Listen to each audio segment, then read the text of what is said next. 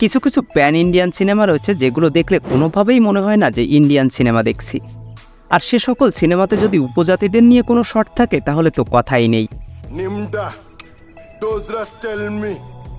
যেমন বাহুবলীতে যখন এই উপজাতিদের দেখানো হয় তখন কি কোনোভাবে মনে হয় আপনি কোনো হিন্দি সিনেমা দেখছেন? তবে এটা বলা যায় এমন দৃশ্য শুধুমাত্র তামিল সিনেমাতেই দেখা মেলে। তামিল সিনেমাতে আবারও একটি বড় ধামাকা আসতে চলেছে, কাঙ্গুয়া, যার অর্থ the man with the power of fire. পুরো 1.5 বছর পর সূর্যা কুমারের নতুন কোনো ছবি আসতে চলেছে। আর এই সিনেমা তৈরি হয়েছে পুরো 2.5 বছর ধরে। এই সিনেমাতে অ্যাকশন এবং ফ্যান্টাসি দুটোই সমানভাবে দেখতে পাওয়া যাবে। তবে এর ট্রেলার এবং টিজার দেখে এর কাহিনী সম্পর্কে তেমন কোনো ধারণা পাওয়া যাচ্ছে না। কাহিনীটা হয়তো আমরা শুধুমাত্র সিনেমা দেখার পরেই বুঝতে পারবো, কিন্তু এর ট্রেলার দেখে আপনি ভালো মতোই ধারণা পাবেন এর সিনেমাটোগ্রাফি ও অ্যাকশন সম্পর্কে, যা ছিল এক কথায় অসাধারণ।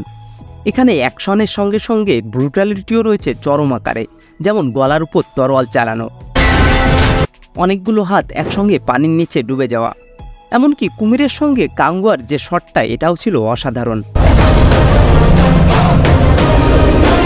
এই সিনেমার বাজেট কিন্তু একদমই কম নয়, 300 থেকে 350 কোটি রুপি। 13টা আলাদা আলাদা লুকে দেখা মিলবে সূর্যা কুমারের এই সিনেমাতে। এই সিনেমাতে আরও একজন বড় আকর্ষণ রয়েছেন, জশন মে তোমারা স্বাগত হ্যায়। তিনি হলেন ববি দেওয়াল। আমার মনে হয় তার এই লুক দেখে সিনেমার হাইপ আরও বেড়ে যাবে অনেক গুণ। এই সিনেমাতে মিউজিক দিয়েছেন দেবীশ্রী প্রসাদ, যিনি পুষ্পাতেও মিউজিক দিয়েছিলেন।